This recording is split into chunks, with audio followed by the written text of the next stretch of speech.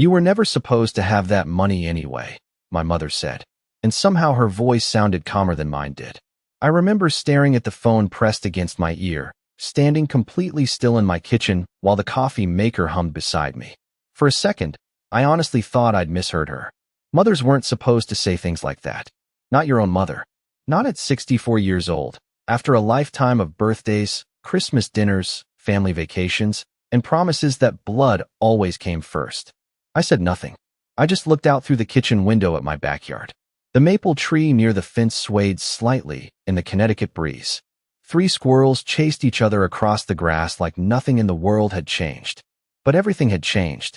Everything. I'm glad you're here.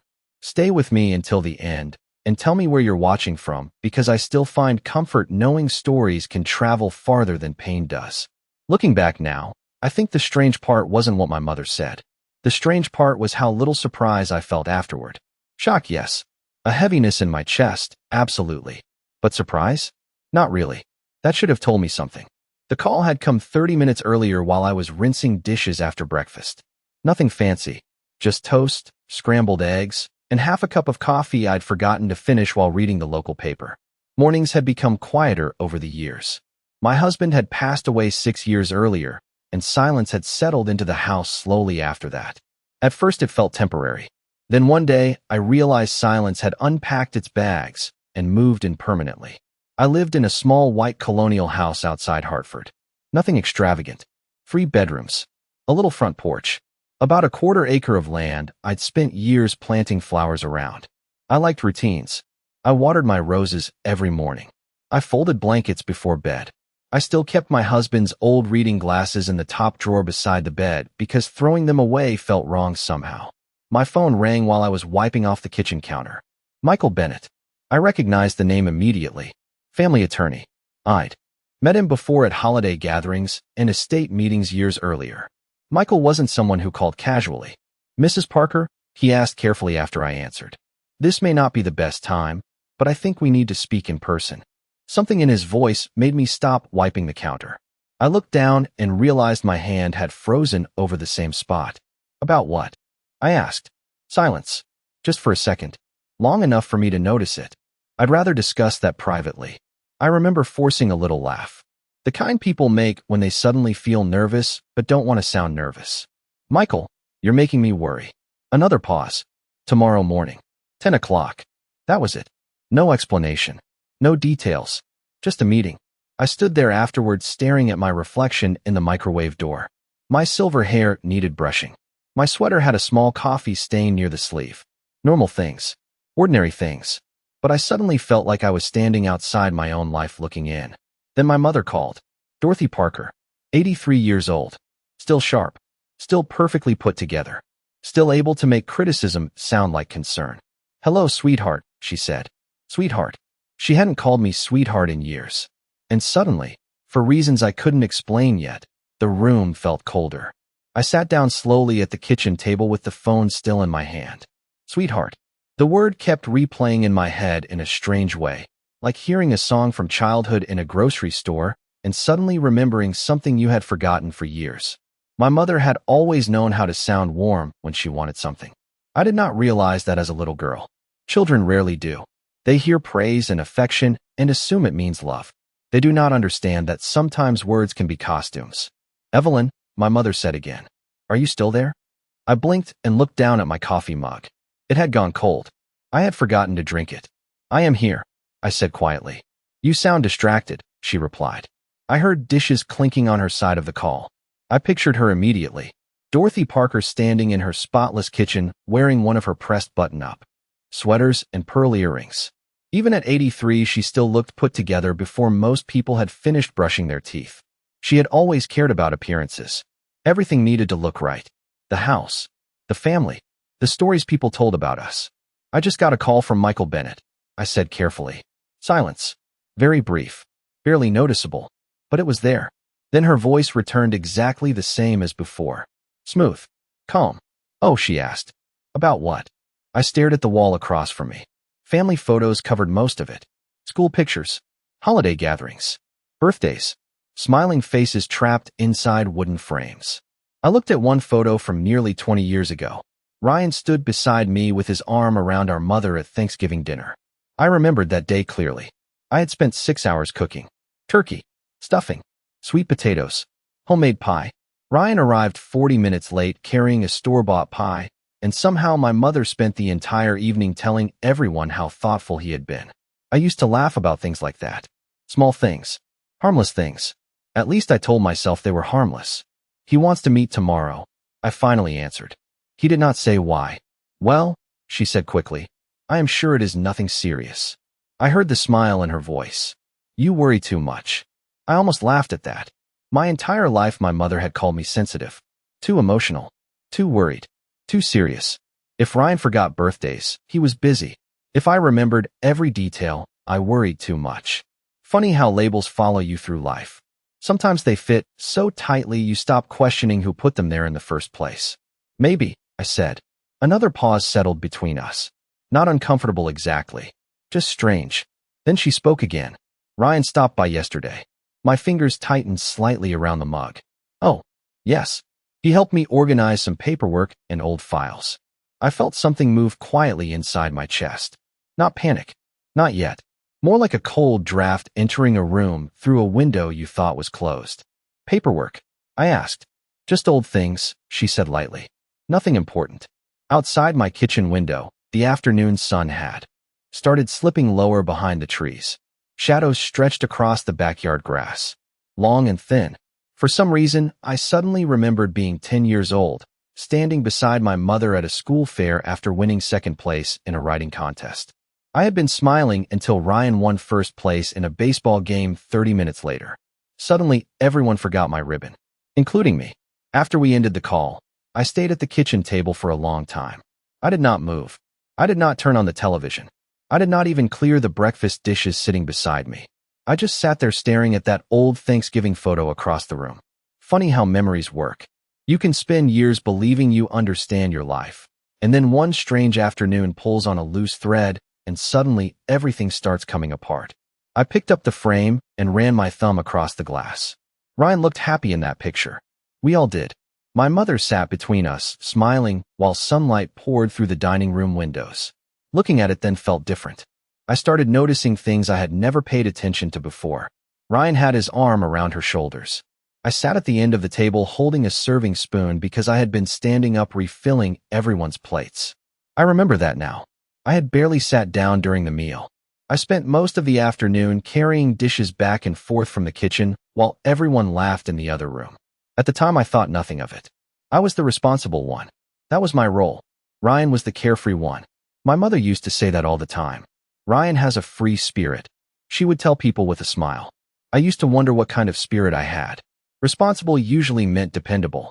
Dependable usually meant available. Available usually meant forgotten.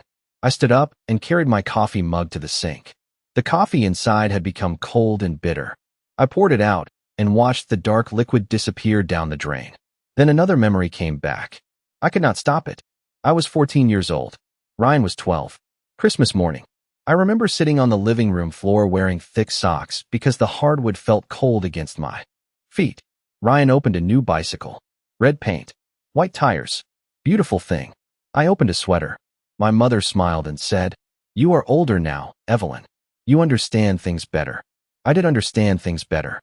Even then, I just never said it out loud. Over the years, those little moments piled up quietly. Birthday dinners moved because Ryan had work. Family gatherings adjusted because Ryan was running late. Mother called me if she needed groceries or rides to appointments. She called Ryan when she wanted company. Somehow I convinced myself that was normal. I convinced myself because admitting something else felt worse. I walked upstairs and opened the hallway closet where old photo albums sat stacked beside winter blankets. Dust floated through the sunlight coming from the small window at the top of the stairs. I pulled down one album and sat on the carpet. Page after page passed beneath my fingers. School pictures, summer trips, family barbecues. Then I stopped. There was a photograph from my college graduation. I remembered feeling proud that day. I had worked evenings at a diner for nearly 2 years to help pay expenses. My mother stood beside Ryan in the picture. Ryan was smiling at the camera, holding a baseball trophy from a game earlier that week. Suddenly I realized something. My graduation gown was barely visible at the edge of the frame. I stared at the picture for a long moment. Then I whispered something I had never allowed myself to say before. Maybe I spent my whole life trying to earn something that should have already been mine. The next morning I woke up before my alarm. Outside my bedroom window, the sky still carried that soft blue-gray color that comes just before sunrise. For a few seconds I stayed in bed staring at the ceiling, trying to remember why my chest already felt heavy. Then I remembered Michael Bennett. 10 o'clock. I closed my eyes again, but sleep was already gone. I moved through my morning routine slowly. Shower. Coffee. Toast I barely touched. I stood in front of my closet longer than I normally would have. Funny what the mind does during uncertain moments.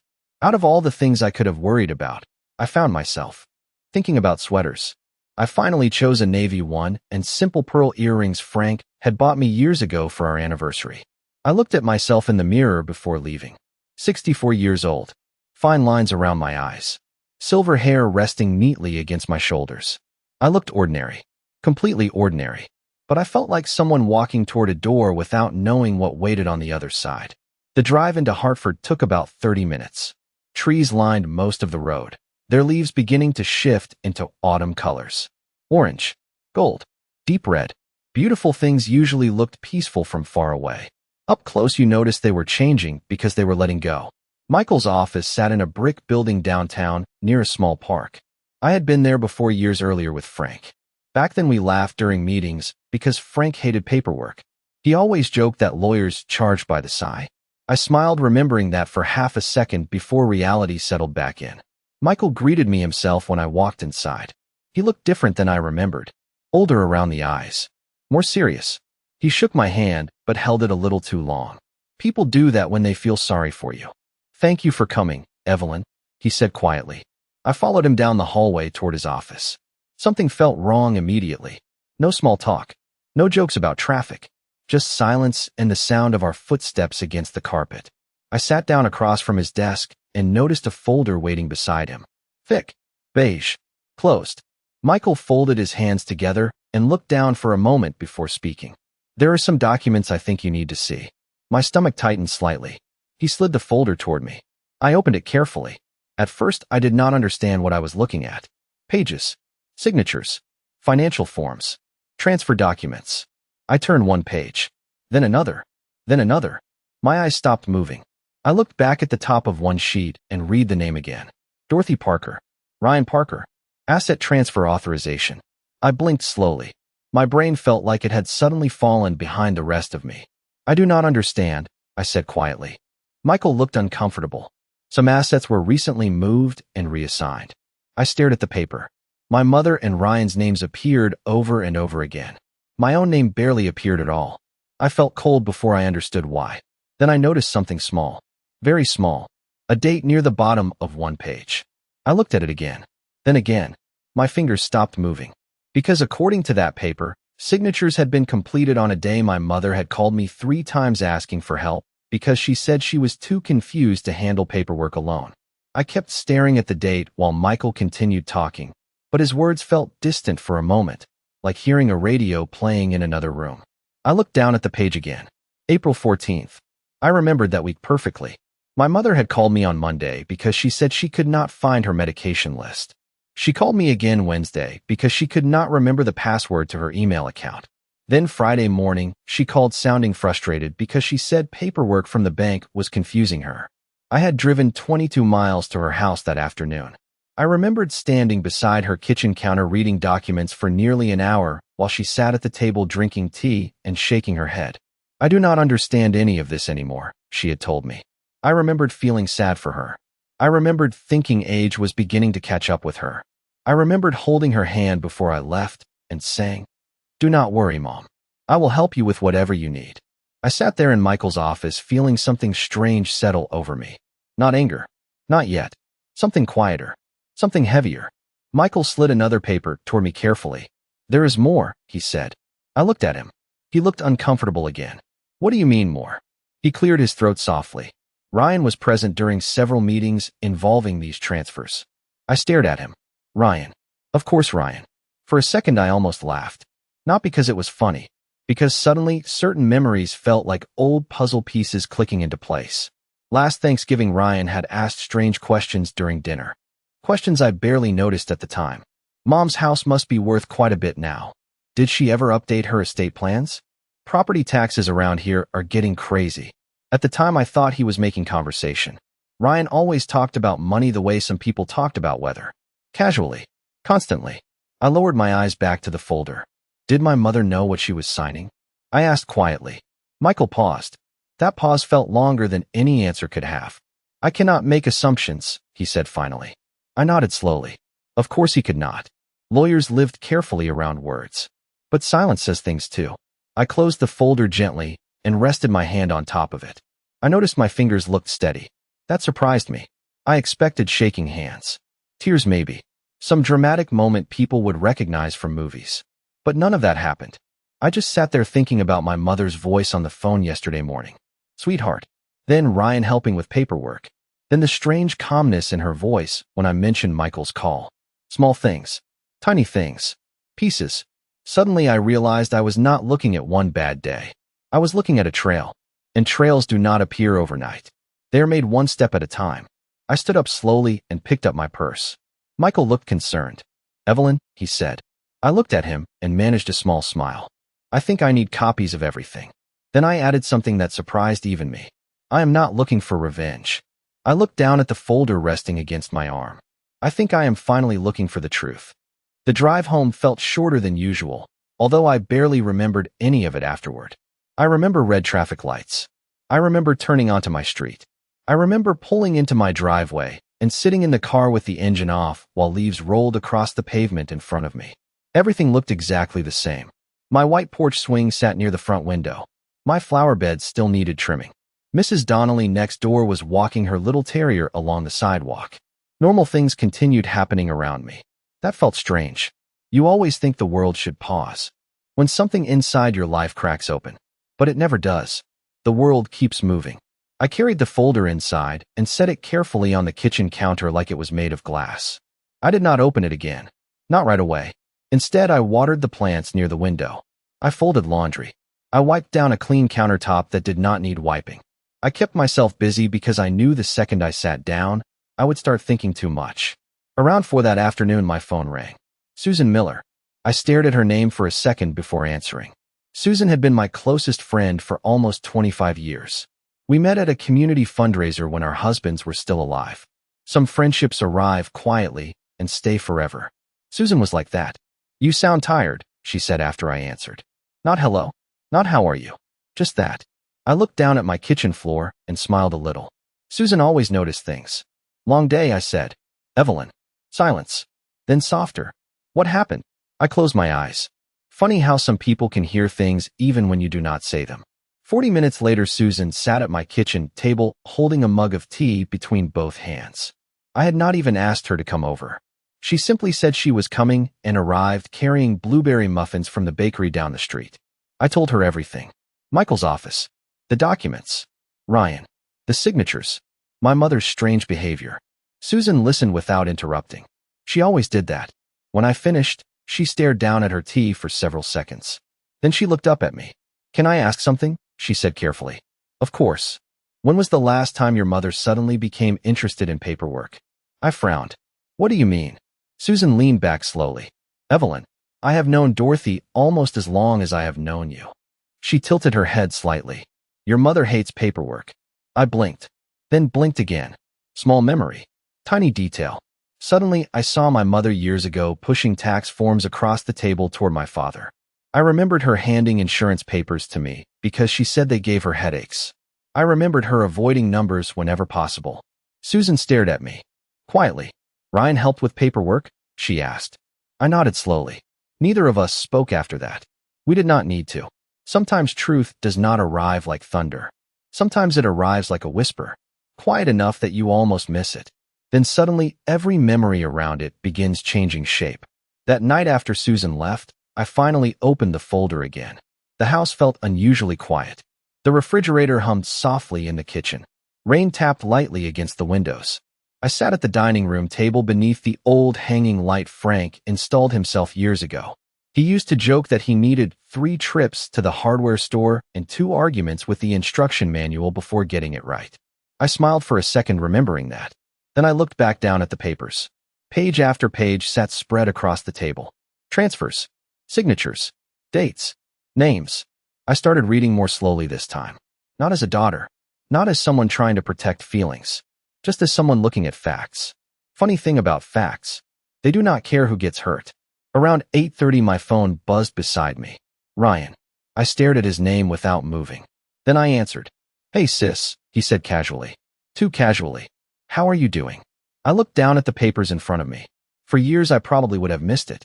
The timing, the careful tone, the fake ease in his voice. But suddenly everything sounded different. I am fine, I said. Silence for a moment. Then he laughed lightly. Mom said you sounded stressed yesterday. I leaned back in my chair. Outside the rain had become heavier. Tiny streams of water slid down the glass beside me. Did she? I asked. Yeah. Another pause. She worries about you. I almost smiled at that. Not because it was funny. Because suddenly I realized something. Ryan was checking on information, not feelings. There was a difference. A big one. Well, he continued. Mom has been overwhelmed lately. You know how she gets. I said nothing. I let him keep talking. Paperwork. Estate stuff. Financial things. There it was. Small. Careful. Almost invisible. But there. I remembered something Susan once told me years earlier while we watched our children play at a school picnic. She said people reveal themselves most when they think nobody is paying attention. At the time I laughed because it sounded like something from a television drama. But sitting there with the phone against my ear, I suddenly understood exactly what she meant. Ryan kept talking. Mortgage rates. His job. A neighbor selling their house. Normal conversation wrapped around one strange thread he kept returning to. Money. Property. Financial decisions. I answered politely. Calmly. Slowly. Then before hanging up he said something that made my stomach tighten. Mom and I are just trying to make sure everything stays simple for the family. Simple. I looked at the papers spread across my table. Nothing about any of this felt simple. After we hung up, I sat there staring at my phone for a long moment. Then I reached over and turned it face down beside me. I did not cry. I did not call my mother. I did not confront anyone. Instead, I pulled another document from the folder and kept reading. Because for the first time in my life, I stopped trying to explain everyone else's behavior. I started paying attention to it instead. Over the next few days, I did something I had never really done before. I stopped reacting. I stopped filling silence with explanations. I stopped calling my mother first. Instead, I watched. I listened. I paid attention. It felt strange at first, almost like learning a new language after speaking the same one your entire life. My mother called 2 days later around lunchtime while I was trimming flowers along the front walkway. The sky was bright and clear, and a cool breeze carried the smell of fallen leaves across the yard. I looked at her name on my phone and let it ring twice before answering. Hello, Mom. Sweetheart, she said warmly. I have not heard from you. I smiled slightly at the sound of that word again. Sweetheart. Suddenly I realized she had used it 3 times in less than a week after barely saying it for years. Funny the things you notice once you start paying attention. I have been busy, I said. Oh. She hesitated for half a second. Well, Ryan and I were thinking maybe everyone could have dinner. Sunday.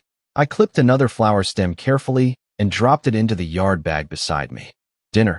Just family. Her voice stayed light. Too light. We have not all sat together in a while. I looked down at my hands. Dirt rested beneath my fingernails from gardening. Ordinary dirt from an ordinary afternoon. Somehow it felt more honest than the conversation I was having. That sounds nice, I said. Silence. Then I heard something unexpected. Relief.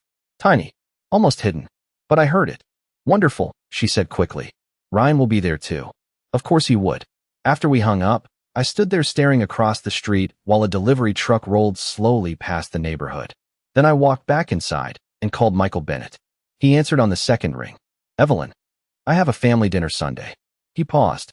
I see. I sat down at the kitchen table and looked out toward my backyard again. Michael, I have a question. Go ahead. I took a breath. If someone signed documents while being influenced or misled, would that matter? Silence.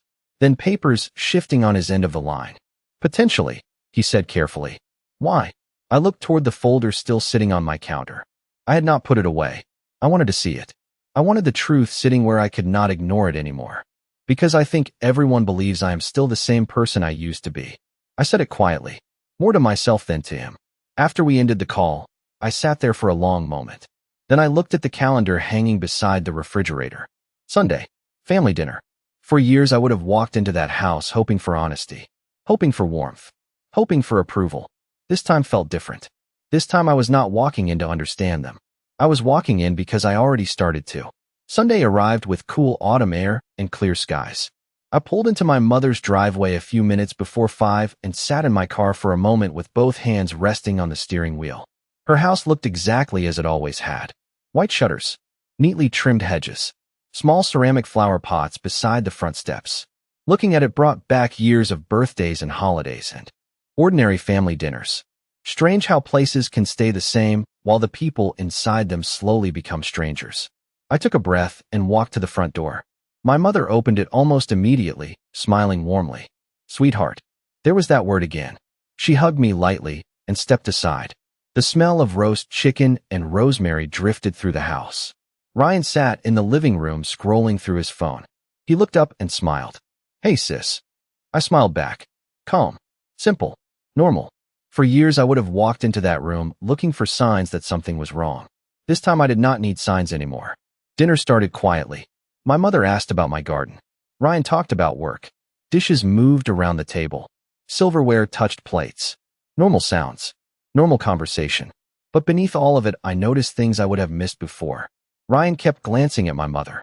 My mother kept watching me carefully whenever she thought I was not looking. Almost like they were waiting for something. Finally, Ryan cleared his throat. Mom and I were actually talking about some future planning things earlier this week. There it was. I kept cutting my chicken slowly. Oh, I said. He smiled casually. Just practical stuff. Practical. Another interesting word. I looked at my mother. She smiled and reached for her water glass. At our age, she said lightly, people need to think ahead. I nodded. That makes sense. Silence settled over the table for a few seconds. Ryan looked almost disappointed. I think he expected questions. Confusion. Maybe emotion. Instead, I took a sip of water and looked around the dining room. I had eaten in that room hundreds of times over my life. Then I noticed something sitting on the side table near the wall. A small framed photograph. Me at 12 years old standing beside my mother at a school event. I stared at it for a second. Funny. I had never noticed that picture before. In it I was smiling up at her while she looked somewhere else entirely. Suddenly something inside me became very quiet. Not sad. Not angry. Quiet. I realized I had spent years chasing moments that never really existed. I looked back at my mother and Ryan. Sitting across from me. They were still talking. Still smiling. Still acting as if everything was ordinary. And for the first time in my life, I understood something that changed everything. The truth was never hiding from me. I was hiding from it.